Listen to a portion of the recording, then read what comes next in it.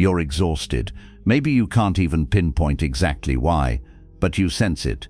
It's like carrying around an invisible weight, as though it's your duty to keep everything in balance. Always avoiding conflicts, always polite, understanding and kind. You were taught from an early age that being a good person was the right thing, that the good ones win in the end, that if you show kindness it will be returned, that being fair, humble and honest would be enough for the world to recognize your worth. But what if I told you this was a lie, a comfortable story created to keep you obedient, predictable and easy to control? How many times have you kept quiet just to maintain the peace? How often have you hidden parts of yourself just to avoid disappointing someone? How many times have you tolerated disrespect, been taken advantage of, and yet you smiled, said it was fine, and swallowed your tears, your anger, your pride, all in the name of a so-called virtue that only made you invisible? Listen carefully. The world doesn't reward those who are simply nice.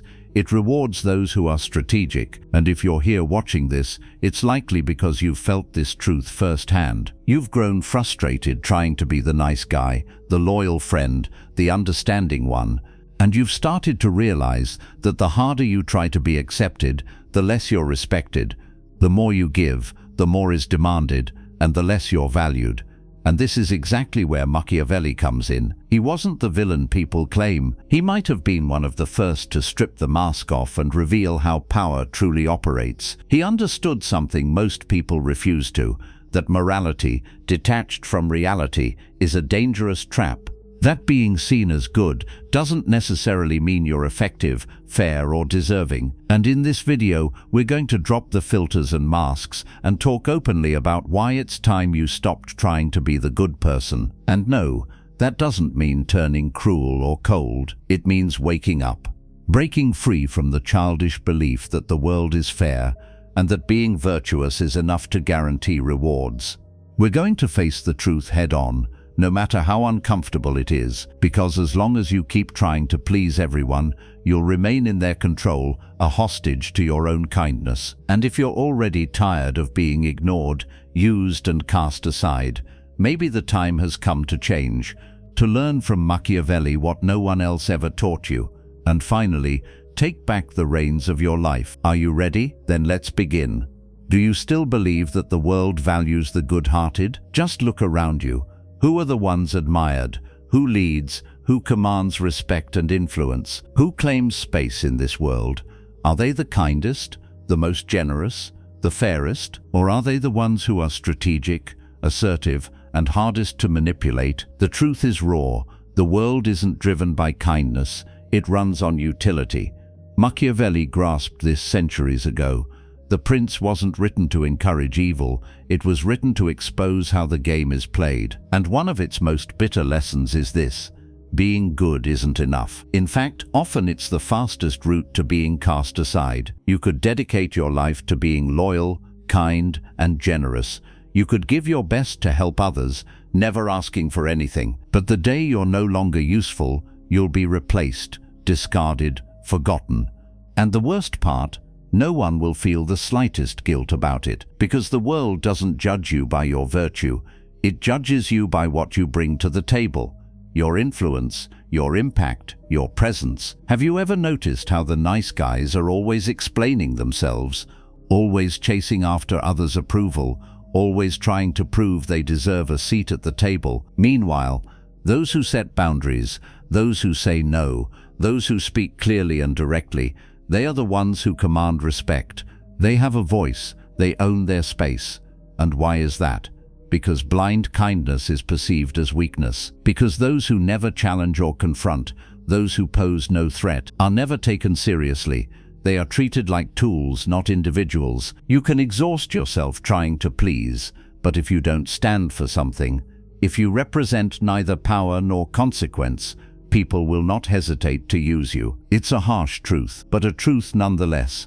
Machiavelli wrote that a leader should prefer to be feared than loved, if forced to choose between the two. And what did he mean by this? That real respect stems from people knowing you have the power to act, that you are not someone to be walked over without consequence, that you are not a dispensable pawn in someone else's strategy.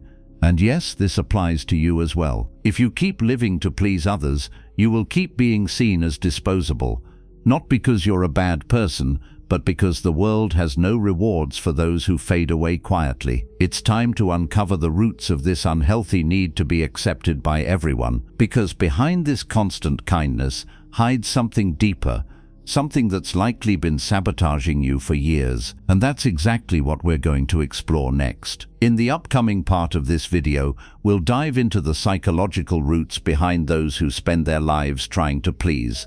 We'll uncover how often this relentless niceness is nothing more than fear in disguise. If you're feeling this message so far, don't forget to subscribe and support the channel. Thanks a lot. You weren't born seeking everyone's approval.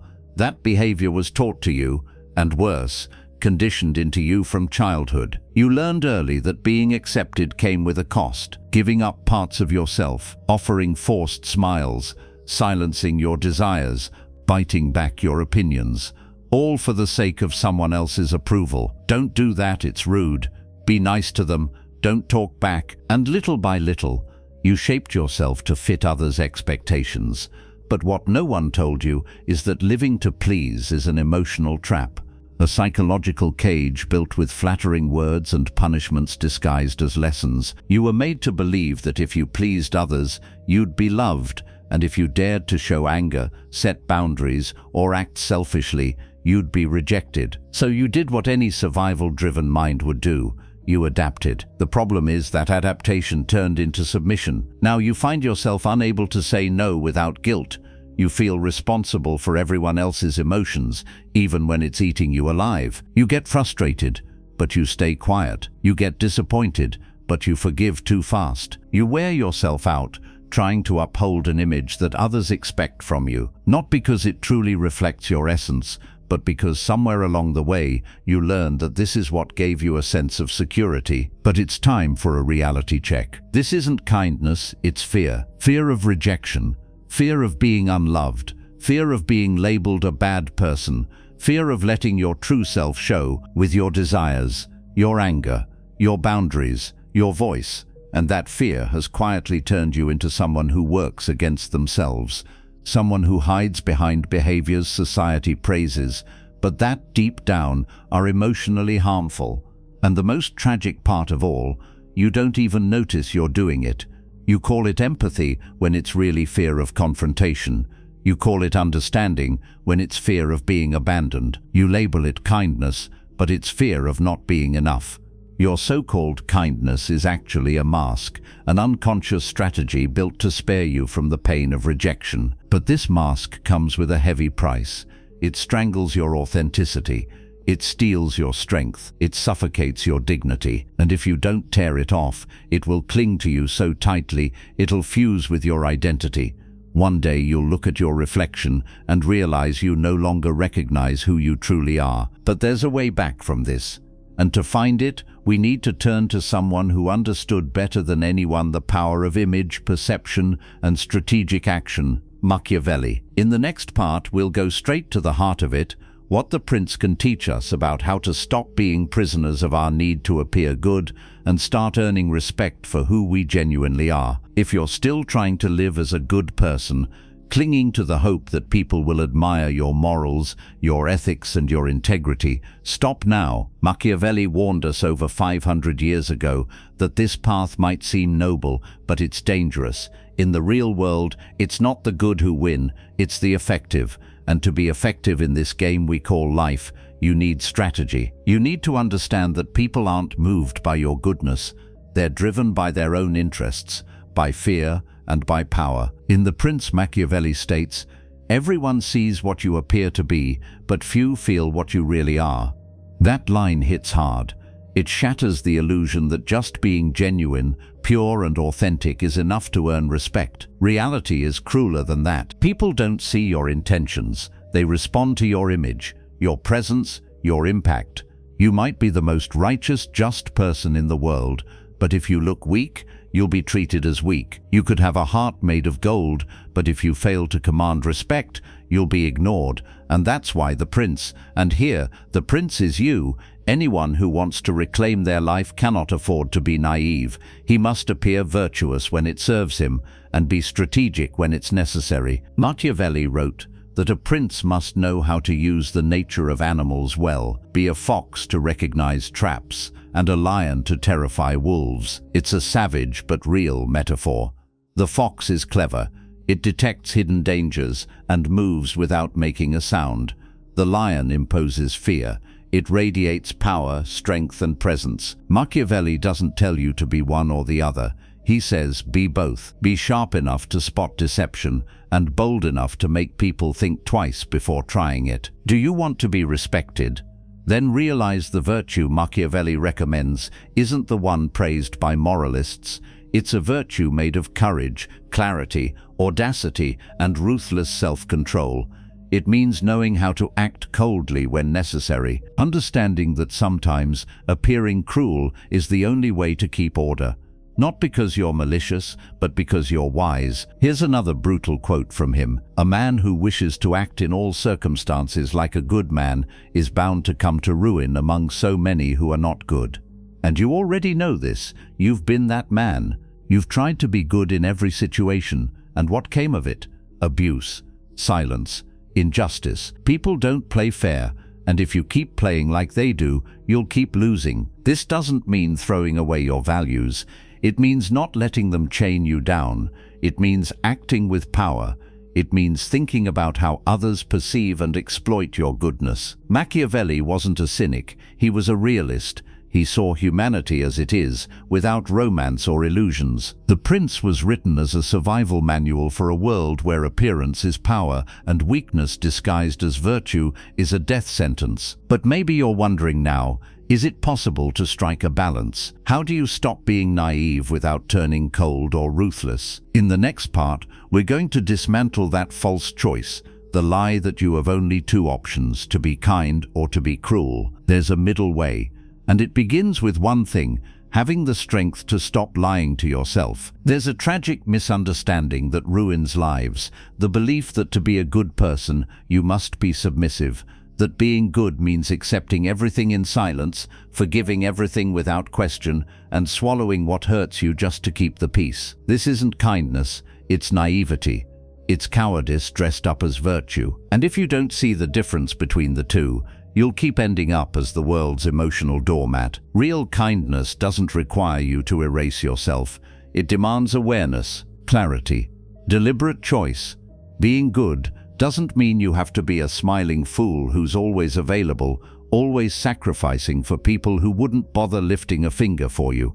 That's self-abandonment. It's emotional dependency disguised as morality. Naivety believes others will treat you with the same heart you have. Naivety believes the world is fair, and that if you stay righteous, people will eventually recognize it. Naivety expects gratitude, reciprocity, and consideration, and it lives perpetually frustrated, constantly disappointed, because it keeps projecting onto others a nobility that simply isn't there. But true kindness is different.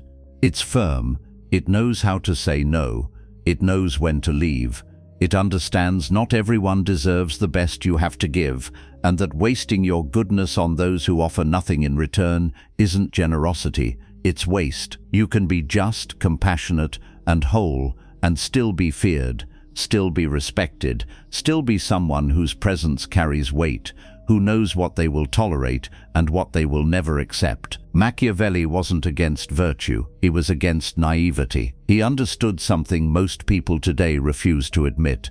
In a world full of predators, kindness without strength is nothing but fresh meat. So here's the question you need to ask yourself right now. Is your kindness protecting you or exposing you? Is it making you stronger or slowly destroying you? Because if your idea of being a good person involves swallowing injustice, accepting crumbs, blaming yourself for feeling anger, you're not being good, you're being dominated. But here's the truth, there's a way out, a balance point where you don't have to lose your essence, but you also don't have to kneel before anyone. A place where you can move through the world with courage, clarity, and emotional intelligence. And that's what we're about to explore. How to stop being nice without becoming a cold, heartless version of yourself. How to finally take back control of your life without betraying who you are. Because here's the danger. When people finally wake up to how submissive they've been, they often make a huge mistake. They believe the only way to protect themselves is to become the opposite. Cold, indifferent, calculating. It's what I call the rebound effect. After years of being exploited, you start thinking the only way out is to be ruthless. But that's another trap. Because when you abandon your essence, you're not getting stronger.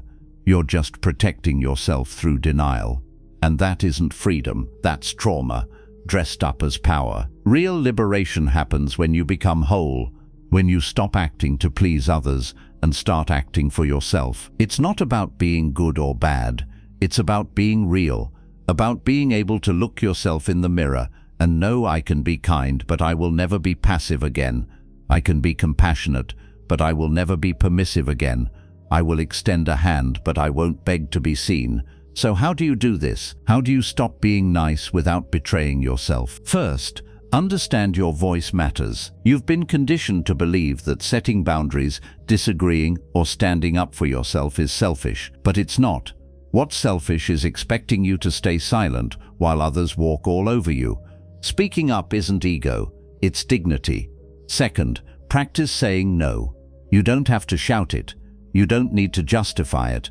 A calm, firm, unapologetic no has more power than 1,000 explanations. It means you have limits, and people who have limits get respected. People who don't get used. Third, watch who's bothered by your change. These people are your thermometer. If you start asserting yourself and someone tells you you're different or selfish, it's because your submission served them. When you change, you break the silent contract that allowed them to take advantage of you. And that will make them uncomfortable. Good. That's a sign you're moving in the right direction. Fourth, stop chasing approval. Not everyone will understand your transformation. That's fine. You don't owe loyalty to the image they created of you.